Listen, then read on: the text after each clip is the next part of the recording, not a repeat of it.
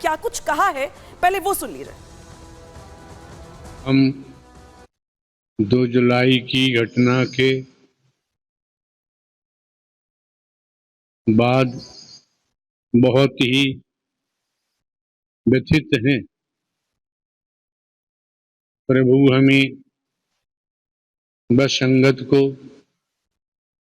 इस दुख की घड़ी से उबरने की शक्ति दें। सभी शासन एवं प्रशासन पर भरोसा बनाए रखें। हमें विश्वास है जो भी उपद्रवकारी हैं वो बख्शे नहीं जाएंगे। तो बाबा को सुन रहे थे आप, जो वैसे तो प्रवचन देते हैं, प्रवचन देने के लिए देश भर में मशहूर है, लेकिन आज जब कैमरे पर बात कर रहे थे तो उनकी जुबान भी साथ नहीं दे रही थी, क्योंकि वो रुक रुक कर बोल रहे थे और तमाम सवाल ही भी खड़े हो रहे हैं बाबा के बयान को लेकर के। क्योंकि बाबा का ये बयान है कि मैं लोगों के साथ हूं, मन विचलित है, मन दुखी है, कुछ उपद्रवी थे और प्रशासन पे भरोसा है। लेकिन साथ ही अब दरअसल जो है, जो सफाई दी जा रही है उनकी ओर से, हादसे के 4 दिनों के बाद कैमरे को बुला करके जो बयान दिया जा रहा है उनकी ओर से, उनकी सफाई पर तमाम सवाल खड़े हो रहे हैं। सवाल नंबर 1 ये है कि आखिर बाबा मौके से क्यों भागे? जब बड़ा हादसा हो गया, बाबा को जानकारी इस बात की मिली होगी, तो आखिर बाबा मौके से क्यों भागे? क्यों नहीं पलट करके आए? क्यों नहीं लोगों से मुलाकात की? 4 दिन तक बाबा कहां गायब थे? बाबा किस जगह पर थे? क्या बाबा देश से बाहर चले गए थे या बाबा देश के अंदर थे? क्या बाबा यूपी में थे, अंडरग्राउंड थे? आखिर बाबा कहां थे? और अगर बाबा को जानकारी मिली तो बाबा ने पुलिस को सूचना क्यों नहीं दी? जब बाबा को यह लगा कि भाई कुछ उपद्रवी घुस आए हैं, तो बाबा ने इसकी जानकारी पुलिस को क्यों नहीं दी? शिकायत अपनी ओर से क्यों नहीं करवाई? और 4 दिनों तक बाबा ने चुप्पी साधे क्यों रखी? 4 दिनों तक बाबा क्या स्ट्रेटेजी बना रहे थे? बाबा कहां थे? बाबा क्या कर रहे थे? बाबा यहाँ पे जिस तरीके से अपनी ओर से जो बयान दिया जा रहा है, बाबा की ओर से जो सफाई दी जा रही है, उसमें तमाम सवाल खड़े हो रहे हैं। अब जो सवाल है, इसके साथ साथ आपको तमाम वो वीडियोस भी दिखाएंगे हम जो इस समय चर्चा का विषय बने हुए हैं और उसको लेकर तमाम सवाल खड़े हो रहे हैं। हाथरस कांड की बात का ये वीडियो दिखा रहे हैं आपको हम। देखिए किस तरीके से ये जो बाबा का आप काफिला देख रहे हैं, वो यहाँ से फर्राटा भरते हुए निकल रहा है। बाबा के काफिले में तमाम बड़ी बड़ी लग्जरी गाड़ियां देख रहे हैं आप, और बाबा के काफिले का दरअसल ये नया सीसीटीवी फुटेज है। बाबा के का जो काफिला देख रहे हैं, दरअसल ये तुरंत हादसे के कांड के बाद का वीडियो है, जो हाईवे पर देख रहे हैं आप। ये जो काफिला चल रहा है, क्योंकि हादसा तो हो गया, बाबा वहां से फरार हो गए, बाबा के बाद सेवादार भी वहां से फरार हो गए, जो उनकी पर्सनल आर्मी है वो भी वहां से निकल गई। तो ये जो तस्वीर देख रहे हैं आप, ये बाबा के काफिले की तस्वीर है, जो फर्राटा भरती हुई एटा से जो रास्ता है निकलता हुआ मैनपुरी के लिए, वो यहां से गुजर रहा है। तो ये नया सीसीटीवी फुटेज है बताने के लिए काफी कि जो बाबा बयान दे रहे हैं, जो बाबा सफाई दे रहे हैं, अब यहाँ पे जो उनकी सफाई है वो यहाँ पे तमाम सवाल खड़े कर रही है। हालांकि बाबा को लेके तमाम बयान निकल के सामने आ रहे हैं। अब जो राजनेता हैं वो तो चुप हैं, उनकी चुप्पी बहुत कुछ बयां कर रही है। इस बीच तमाम जो बाबा के भक्त हैं उनको भी सुना होगा आपने। कुछ भक्त ऐसे हैं जो बाबा को भगवान का अवतार बता रहे हैं, तो कुछ भक्त ऐसे भी हैं जो बाबा को पाखंडी बता रहे हैं। अब आचार्य सत्येंद्र दास क्या कुछ कह रहे हैं बाबा को लेकर के, पहले वो सुन लीजिए। सारी जिम्मेदारी जो भी कथा कहते हैं और जो उसमें घटना होती है वो उन्हीं की जिम्मेदारी है। उनको स्पष्ट रूप से जाकर के और सरकार के सामने इस बात को कहना चाहिए, और जो अपना अपराध है उस अपराध को स्वीकार करें। तो अयोध्या के महंत और राम लला के पुजारी जो सत्येंद्र दास, वो यहाँ पर तमाम सवाल खड़े कर रहे हैं। साथ ही ये भी कह रहे हैं दरअसल की कार्रवाई होनी चाहिए। अब बाबा को लेके जो तमाम सवाल है वो खड़े हो रहे हैं, क्योंकि पुलिस की जो कार्रवाई है वो भी यहाँ पे कुछ कुछ सवालों के घेरे में आती हुई दिखाई दे रही है। दरअसल सवाल ये है कि क्या बाबा को पुलिस आरोपी बनाना भी नहीं चाहती है? क्योंकि अब तक तो जो तस्वीर निकल के सामने आ रही है वो यही बता रही है, किसी भी FIR में बाबा का साफ साफ नाम नहीं है। इसीलिए सवाल ये है कि क्या पुलिस बाबा को किनारे करना चाहती है? क्या बाबा का नाम जानबूझकर FIR में नहीं दर्ज किया गया है? ये सवाल सीधा है। इसी के साथ साथ सवाल यह भी कि क्या हाथरस पुलिस प्रशासन बाबा को निर्दोष मानता है, क्योंकि बाबा की ओर से भी कहा जा रहा है कि दरअसल जब यह हादसा हुआ मैं उसके पहले निकल गया था।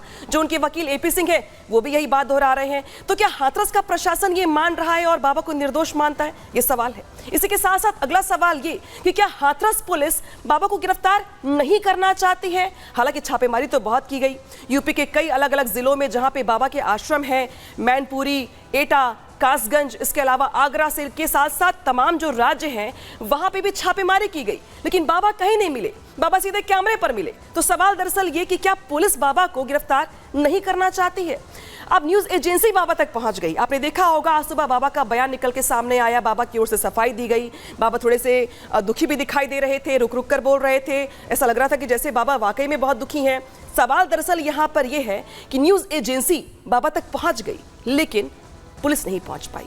4 दिनों तक पुलिस छापेमारी करती रही और पुलिस नहीं पहुंच पाई, लेकिन न्यूज एजेंसी यहां पर पहुंच गई बाबा के पास और बाबा को अपनी बात रखने का पूरा मौका दिया गया। इस बीच तमाम जो बातों के बीच में जो बयान निकल करके सामने आ रहे हैं हाथरस घटना को लेकर के पुलिस प्रशासन की ओर से, तमाम नेताओं की ओर से, आपको एक एक करके पहले वो बयान भी सुनवा देते हैं। सुनिए।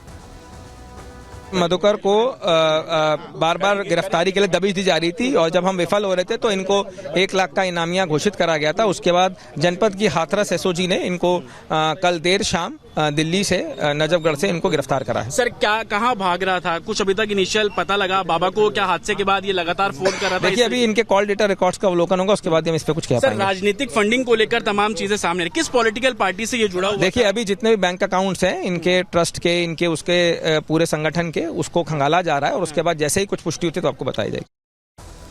तो पुलिस का बयान सुना आपने। दरअसल बाबा पर बवाल है और बहुत सारे सवाल हैं। दरअसल सवाल यह है कि आखिर 4 दिनों तक बाबा कहां थे।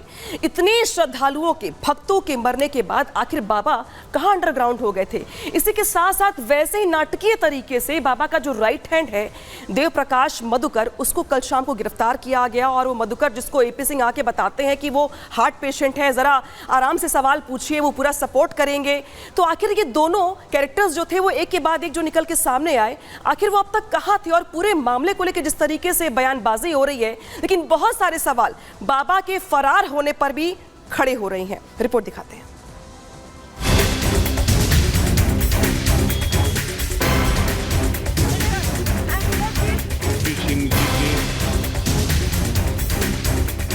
हाथरस कांड के 96 घंटे बीत जाने के बावजूद पाखंडी बाबा सूरजपाल फरार है।